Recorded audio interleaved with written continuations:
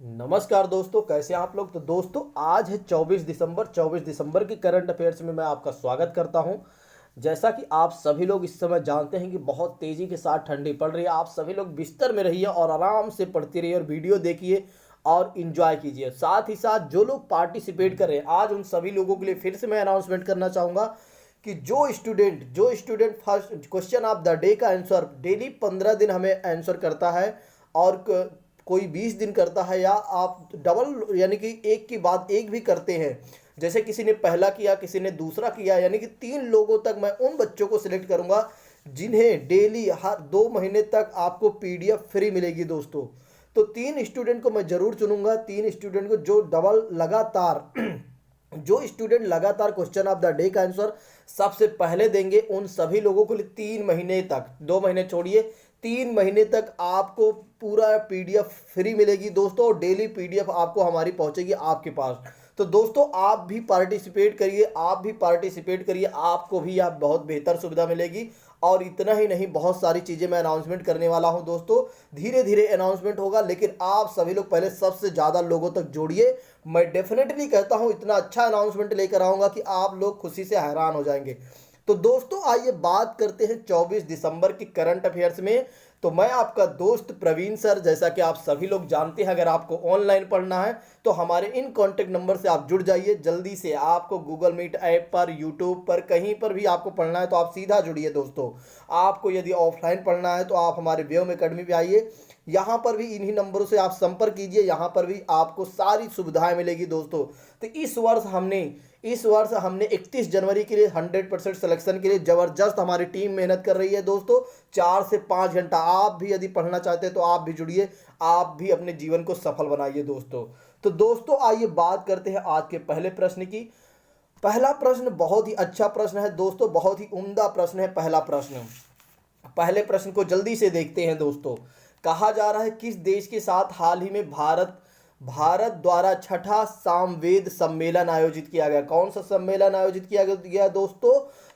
छठा सामवेद सम्मेलन आयोजित किया गया, जिसे प्रधानमंत्री नरेंद्र मोदी जी ने संबोधित किया था दोस्तों।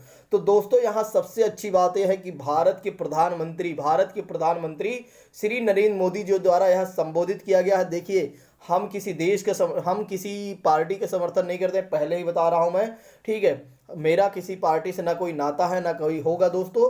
तो मैं आपको जो चीज़ें सही हैं उन चीज़ों को ज़्यादा फोकस करूंगा। तो दोस्तों जैसा कि आप जानते हैं, भारत के प्रधानमंत्री नरेंद्र मोदी जी छठा सामवेद सम्मेलन आयोजित किया है दोस्तों। और कहाँ पर किया है दोस्तों? जापान में किया है छठा सामवेद सम्मेलन। इसको अपने नोट्स में जरूर मेंशन कीजिएगा दोस्तों, ठीक है। आइए बात करते हैं इसके डिस्क्रिप्शन में हमारी टीम ने आपके लिए कितना मेहनत करके बनाती है, और आप लोग हो कि शेयर भी नहीं करते हो। तो दोस्तों शेयर भी करते चलिए। आइए बात करते हैं। प्रधानमंत्री नरेंद्र मोदी ने हाल ही में वीडियो कॉन्फ्रेंसिंग के माध्यम से छठे भारत भारत जापान सैन्य वार्ड सम्मेलन को संबोधित, यानी कि सामवेद, ठीक है, को सम्मेलन को संबोधित किया है। और इस सामवेद सम्मेलन का उद्देश्य एशिया में अहिंसा और लोकतंत्र परंपराओं को सकारात्मक प्रभाव देना। देखिए इसका उद्देश्य क्या है? इसका उद्देश्य है कि एशिया में अहिंसा के मार्ग को अपनाना, गांधी जी के मार्ग को अपनाना, बुद्ध के मार्ग को अपनाना और जैन धर्म के मार्ग को अपनाया, क्योंकि तीनों ने ही अहिंसा को बहुत ही ज़्यादा प्रेरित किया है हमारे लिए। और इतना ही नहीं, लोकतंत्र की परंपराओं को हम सकारात्मक प्रभाव दे सके, इसलिए ऐसी आयोजन और ऐसी कॉन्फ्रेंस या ऐसा सम्मेलन किया गया दोस्तों। और इतना ही नहीं दोस्तों, एशिया के भविष्य का निर्माण की भी करने की आवश्यकता होगी, यानी निर्माण भी अच्छा होगा, यानी कि एक सकारात्मक दृष्टिकोण से हम आगे बढ़ेंगे। सिंपल सी बात इतनी है कि ऐसे सम्मेलन करने से हम और अन्य देश, यानी कि हम मतलब हमारा देश और जो अन्य देश हैं वो आगे बढ़ेंगे इसी तरह सकारात्मक सोच से। दोस्तों आइए बात करते हैं आज के दूसरे प्रश्न के। दूसरे प्रश्न की बात की जाए तो भारतीय सेना ने हाल ही में किस बैंक के साथ सैन्य वेतन पैकेज के लिए समझौता पर हस्ताक्षर कर लिया है? तो दोस्तों भारतीय सेना ने हाल ही में किस बैंक के साथ सैन्य वेतन पैकेज समझौता के लिए सहायता यानी समझौता कर लिया है दोस्तों? तो ऑप्शन क्या होना चाहिए? जल्दी से आप लोग कमेंट करके बताइए। तुक्का भी आप लगा सकते हैं, नहीं लगा पा रहे हैं तो मैं बता रहा हूं, बैंक ऑफ बड़ौदा के साथ भारतीय सेना, जो हमारी भारतीय सेना है, उसने बैंक के साथ सैन्य वेतन पैकेज के लिए जो सैन्य वेतन पैकेज होता है उसके लिए समझौते पर हस्ताक्षर कर लिया। दोस्तों इसको भी अपने नोट्स में आप मेंशन कर लीजिएगा। तो दोस्तों इसमें बहुत सारी चीज़ें जानने वाली नहीं है, फिर भी मैं आपको बताऊंगा क्योंकि हमारी टीम ने इतना मेहनत करके आपके लिए बनाया है। तो भारतीय सेना और बैंक ऑफ बड़ौदा ने बड़ौदा सैन्य वेतन पैकेज सेवाओं के लिए समझौता पर हस्ताक्षर कर लिया है। और बड़ौदा सैन्य वेतन पैकेज के तहत सेवाएं 8,200 से अधिक घरेलू बैंक के नेटवर्क के माध्यम से भारतीय सेना के सेवारत जो काम कर रहे हैं, सेवानिवृत्ति जो काम कर चुके हैं कर्मियों को दी जाएगी। और शाखाओं और लगभग 20,000 व्यापारिक संवाददाताओं टाइप टच पॉइंट भी दिया जाएगा दोस्तों। तो दोस्तों आपको उतना ही याद रखना है कि सैन्य वेतन समझौता किसके साथ किया गया है, तो बैंक ऑफ बड़ौदा के साथ किया गया है। बस इतना ही याद रखिए, नहीं तो बाकी चीजें में आप भूल जाएंगे। तो दोस्तों आज के जो तीसरा प्रश्न है इसको भी आप देखकर हैरान हो जाएंगे, बहुत ही अच्छा प्रश्न है दोस्तों। I am so happy for this question. तो पीएम नरेंद्र मोदी ने निम्नलिखित में से किस राज्य और केंद्र शासित प्रदेश के लिए, राज्य या केंद्र शासित प्रदेश के लिए सेहत स्वास्थ्य बीमा योजना की शुरुआत की है दोस्तों। प्रधानमंत्री नरेंद्र मोदी महोदय जी ने अभी हाल ही में केंद्र शासित प्रदेश के लिए, किस राज्य या केंद्र शासित प्रदेश के लिए सेहत स्वास्थ्य योजना शुरू की है दोस्तों। तो आपके ऑप्शन है, आपके सामने ऑप्शन है, जल्दी से बताइए इसका आंसर क्या होगा दोस्तों। तो इसका आंसर हो जाएगा आपका जम्मू कश्मीर, जहां पर 370 को हटा दिया गया है। ठीक है, इसके बारे में आप भली भांति परिचित होंगे दोस्तों। आइए बात करते हैं कि सेहत योजना उद्देश्य करने का क्या मतलब, सेहत योजना लॉन्च करने का क्या उद्देश्य है भारत सरकार का। तो प्रधानमंत्री नरेंद्र मोदी ने 26 दिसंबर को जम्मू कश्मीर के पूरे केंद्र शासित प्रदेश के लिए सेहत स्वास्थ्य बीमा योजना का शुभारंभ कर दिया है। और यह योजना शेष 1 करोड़ आबादी को कवर करेगी। देखिए ये शेष 1 करोड़ आबादी को कवर करेगी जो आयुष्मान भारत योजना के तहत शामिल नहीं थी। यह योजना उनको लाभान्वित करेगी जो इससे आयुष्मान योजना से बच गए थे। तो 1 करोड़ ऐसी आबादी है जो इस योजना से बचने के कारण, यानी कि वो छूट जाने के कारण, उनके लिए सेहत स्वास्थ्य बीमा योजना शुरू कर दी गई है प्रधानमंत्री नरेंद्र मोदी द्वारा, या आप कह सकते हैं भारत सरकार द्वारा। तो हमें सरकार पर ज़्यादा फोकस करना चाहिए। और इतना ही नहीं, आयुष्मान भारत पीएम जन आरोग्य योजना के तहत पात्र लाभार्थियों को 5 लाख रुपए के स्वास्थ्य कवर के साथ किया गया था। तो आप जानते हो पीएमजे में, यानी कि जन आरोग्य या आयुष्मान भारत में 5 लाख रुपए स्वास्थ्य कवर के लिए बीमा किया गया है दोस्तों। पीएमजे में के तहत जम्मू और कश्मीर में 30 लाख लोगों को कवर किया जा रहा है, बस बाकी लोगों को आपको सेहत स्वास्थ्य के तहत कवर किया जा रहा है दोस्तों। आइए बात करते हैं आज के चौथे प्रश्न की बात की जाए तो किस बैंक ने असम में lower Kopili hydro electric power, यानी कि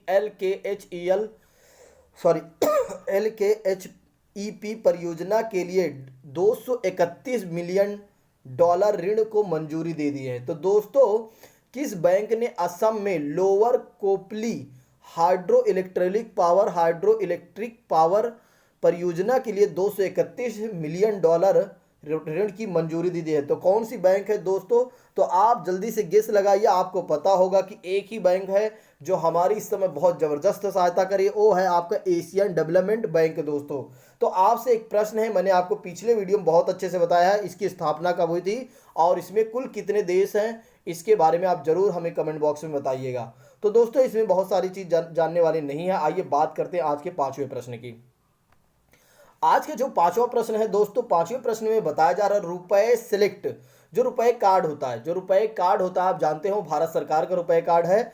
सिलेक्ट संपर्क रहित डेबिट कार्ड लॉन्च करने के लिए किस बैंक ने एनपीसीआई के साथ समझौता किया है दोस्तों। तो रुपए कार्ड होता है उसको सिलेक्ट करने के संपर्क रहित जो डेबिट कार्ड लॉन्च कर दिया गया है। और किस बैंक ने एनपीआई के साथ समझौता किया है दोस्तों। तो इसका ऑप्शन हो जाएगा सेंट्रल बैंक ऑफ इंडिया दोस्तों, यानी कि 5 का बी आंसर इज करेक्ट दोस्तों, सेंट्रल बैंक ऑफ इंडिया दोस्तों। ठीक है, दूसरी बात करते हैं, आइए इसमें थोड़ा सा और भी बात कर लेते हैं।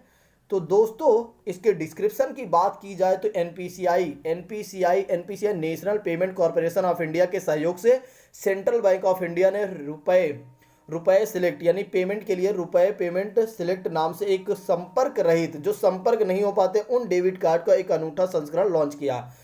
कई बार क्या होता है कि हमारा संपर्क नहीं हो पाता है, तो डेबिट रहित क्या किया जाएगा, एक प्रसंस्करण यानी कि संस्करण लॉन्च किया गया है दोस्तों। इतना ही नहीं, यह रुपए डेबिट सिलेक्ट कार्ड ग्राहकों को जीवन शैली, फिटनेस, कायाकल्प, पोषण और व्यक्तिगत देखभाल के लिए पर केंद्रित होगा। और इसके अतिरिक्त यह ग्राहकों को बिना किसी अतिरिक्त लागत के 10 लाख रुपए तक आकस्मिक आकस्मिक अस्थायी विकलांगता बीमा के कवर भी किया जाएगा। देखिए, जहां पर आपका रुपए कार्ड सिलेक्ट नहीं हो पाता है, यहाँ पर एक कहा गया ना, जहां पर संपर्क नहीं हो पाता है, उसके लिए एक समझौता किया गया है, जिससे कि क्या होगा, इन लोगों को बहुत अच्छे से यानी उनके ग्राहकों को बहुत अच्छे से फायदा होगा। तो रुपए सिलेक्ट नाम से एक संपर्क रहित जो संपर्क में नहीं आ पाते, उनको डेबिट कार्ड का एक अनूठा संस्करण लॉन्च किया गया है दोस्तों। तो इसको आप ध्यान रखिएगा। आइए बात करते हैं आज के छठे प्रश्न की। आज के दोस्तों जब छठे प्रश्न की बात की जाए तो छठा प्रश्न भी बहुत ही अच्छा प्रश्न है। इसको तो आप नोट्स में जरूर मेंशन कीजिएगा। मैं जरूर जो मैं कह रहा हूं उसको आप नोट्स में तो मेंशन करना ही है दोस्तों। विश्व बैंक की ease of doing business ranking 2020 में भारत का क्या स्थान है? अभी विश्व बैंक ने ईज ऑफ डूइंग बिजनेस की रिपोर्ट जारी की है और हाल ही में, और भारत की इस वर्ष रैंक क्या थी दोस्तों, 2020 की रैंक क्या थी दोस्तों? तो इसको आप जरूर बताइए दोस्तों। तो इसका ऑप्शन हो जाएगा 63 RD यानी कि 63वां आपका हो जाएगा दोस्तों। तो यानी कि 63वें रैंक पर भारत अभी है ईज ऑफ डूइंग बिजनेस में। इसे जारी कौन करता है? विश्व बैंक जारी करता है। आइए बात करते हैं इसके डिस्क्रिप्शन की बात की जाए। तो इसके डिस्क्रिप्शन की बात की जाए तो अगस्त 2020 में विश्व बैंक ने पिछली रिपोर्ट में डेटा में बदलाव के संबंध में अनियमितताओं की संख्या के बाद अपनी ease of doing business report के प्रकाशन को रोकने का फैसला किया। परिवर्तन किए जा रहे हैं और ये परिवर्तन अगली रिपोर्ट पर लक्षित है और इसमें 2021 में होने वाली है। भारत ने विश्व बैंक की 2020 के कारोबार 2020 की सुगमता में 190 देशों में 63 स्थान अपना हासिल किया है और स्थान प्राप्त करने के लिए 14 अंकों की 14 स्थान पर छलांग भी लगाई। यानी कि एक तरीके से कहा जाता है यहाँ पर थोड़ा से सुधार हुआ है, पिछले वर्ष की अपेक्षा यहाँ पर सुधार हुआ है दोस्तों। आइए बात करते हैं आज के सातवें प्रश्न की। सातवें प्रश्न की तो भला कौन नहीं जानता है, इसको तो आप जानते ही होंगे कि किसे डोनाल्ड ट्रंप ने प्रतिष्ठित लीजन ऑफ मेरिट से सम्मानित किया। किससे दोस्तों? लीजन ऑफ मेरिट से सम्मानित किया है। तो बस एक ही व्यक्ति हो सकता है इसमें, वो है प्रधानमंत्री नरेंद्र मोदी जी। क्योंकि प्रधानमंत्री नरेंद्र मोदी और ट्रंप जी के तो आप जानते हैं, भली भांति परिचित है उनकी दोस्ती का। तो जिसे डोनाल्ड ट्रंप ने क्या किया है, लीजन ऑफ मेरिट से सम्मानित किया है, किसे? प्रधानमंत्री नरेंद्र मोदी को। तो दोस्तों इतना ही आप याद रखिएगा। आइए आगे बढ़ते हैं। ठीक है, आज की बात करते हैं आठवें प्रश्न की। तो दोस्तों आठवां प्रश्न क्या है? हर साल राष्ट्रीय गणित दिवस किस तारीख को मनाया जाता है? हर साल राष्ट्रीय गणित दिवस कब मनाया जाता है दोस्तों? तो आप जल्दी से कमेंट करके बताइए। आप हमें जल्दी से दोस्तों कमेंट करके बताइए। तो इसका ऑप्शन हो जाएगा आपका 22 दिसंबर को। इसका ऑप्शन हो जाएगा दोस्तों 22 दिसंबर को हर साल गणित दिवस मनाया जाता है दोस्तों। हर साल 22 दिसंबर को क्या मनाया जाता है? गणित दिवस। किसके उपलक्ष्य में मनाया जाता है? श्रीनिवास रामानुज के कार्यों को पहचानने के लिए उन्हें हर साल 22 दिसंबर को राष्ट्रीय गणित दिवस के सम्मान दिया जाता है या सम्मानित किया जाता है। उनकी पहचान दिलाने के लिए गणितज्ञ के लिए उन्हें 22 दिसंबर के लिए एक राष्ट्रीय गणित दिवस का भी आयोजन किया जाता है। दरअसल इस दिन 1887 में भारतीय गणितीय प्रतिभा के श्रीनिवास रामानुज का निधन हो गया था, जन्म हुआ था दोस्तों। 1887 को क्या हुआ था, यानी कि 22 दिसंबर 1887 को भारतीय गणितीय प्रतिभा श्रीनिवास रामानुज का जन्म हुआ था दोस्तों। और गणितीय प्रतिभा रामानुज का जन्म कहाँ पर हुआ था दोस्तों? तमिलनाडु के इरोड में एक तमिल ब्राह्मण या अयंगर परिवार में हुआ था। और पूर्व प्रधानमंत्री मनमोहन सिंह ने 26 फरवरी 2012 को गणितज्ञ की जयंती के अवसर पर 22 दिसंबर को राष्ट्रीय गणित दिवस मनाने का घोषित कर लिया या मनाने का उन्होंने निर्णय कर लिया। तो दोस्तों आइए बात करते हैं आज के 9वें प्रश्न की। 9वें प्रश्न की बात की जाए तो बहुत ही अच्छा प्रश्न है दोस्तों। इसको आप अपने नोट्स में नहीं मेंशन करेंगे तो कोई बात नहीं। तो मोतीलाल वोरा का हाल ही में निधन हो गया। वह किस राज्य के पूर्व सीएम रहे? तो दोस्तों यहाँ पर प्रश्न पूछा जा रहा है, मोतीलाल वोरा का हाल ही में निधन हो गया है, वह किस राज्य के पूर्व सीएम थे दोस्तों? तो आप लोग जानते ही होंगे, वो है मध्य प्रदेश के पूर्व सीएम थे। मध्य प्रदेश, यानी option number C is correct दोस्तों, option number C is correct. आइए बात कर लेते हैं इनके बारे में थोड़ा सा, क्योंकि इनके बारे में अभी नहीं रहे हमारे बीच, तो इनके बारे में थोड़ा सा हम बात कर लेते हैं, जिससे कि हमें थोड़े से इनके बारे में पता चल जाए, इनके बैकग्राउंड के बारे में। तो बताया जा रहा है कि वयोवृद्ध कांग्रेस नेता, ठीक है, मोतीलाल वोरा का हाल ही में कोविड-19 जटिलताओं के बाद उनका निधन हो गया। उनके जन्म स्थान राजस्थान के जोधपुर में हुआ था और उन्होंने एक पत्रकार के रूप में अपना करियर शुरू किया था। तो एक पत्रकार थे, देखिए कितनी अच्छी बात है। हमारे यहाँ बहुत बड़े बड़े पदों पर जो लोग भी गए हैं दोस्तों, उन्होंने कहीं ना कहीं एक छोटी सी शुरुआत करके आज वो इतिहास रच कर गए हैं।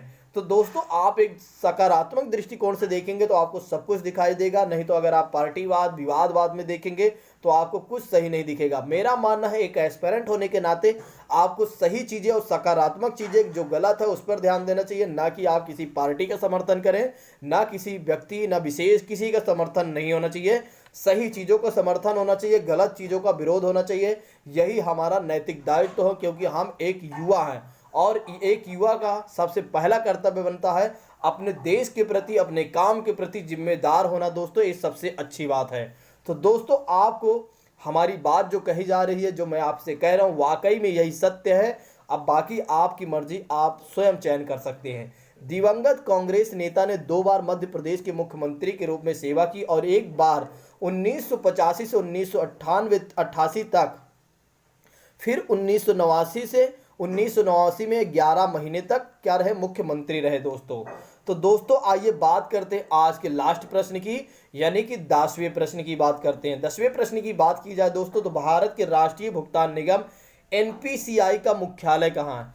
एनपीसीआई का मुख्यालय कहाँ है दोस्तों? तो एनपीसीआई का मुख्यालय नेशनल, देखो यहाँ पर इंग्लिश में भी लिखा गया और इसका full form national payment corporation of India दोस्तों, एनपीसीआई का फुल फॉर्म है। भारत के राष्ट्रीय भुगतान निगम एनपीसीआई का मुख्यालय कहाँ है दोस्तों? मुंबई में है। आइए बात कर लेते हैं इसके डिस्क्रिप्शन में क्या कहा जा रहा है। इसकी स्थापना कब हुई थी? 2008 में हुई थी, यानी फाउंडेड कब हुआ था? 2008 में। और इसका हेडक्वार्टर कहाँ पर है? मुंबई, यानी महाराष्ट्र, इंडिया में। और इसके एमडी यानी कि सीईओ कौन है? दिलीप असबे। और बस इतना ही, चेयरमैन कौन भला याद रखेगा, ठीक है, सीईओ के बारे में ही याद रखिए। तो दोस्तों जिन लोगों ने भी कल यानी कि 23 दिसंबर का आंसर दिया था, बहुत ही अच्छा प्रश्न था और बहुत ही अच्छे प्रश्न है और बहुत ही अच्छा क्वेश्चन था, और जिसने भी आंसर दिया होगा मैं उन सभी लोगों को अप्रिशिएट करता हूं। सबसे पहले जो सचिन जी ने दिया था आंसर, सबसे पहले मैं बताऊंगा सचिन जी ने आंसर दिया था, फिर उसके बाद श्वेता जी ने क्वेश्चन ऑफ द डे में आंसर दिया था दोस्तों, ठीक है।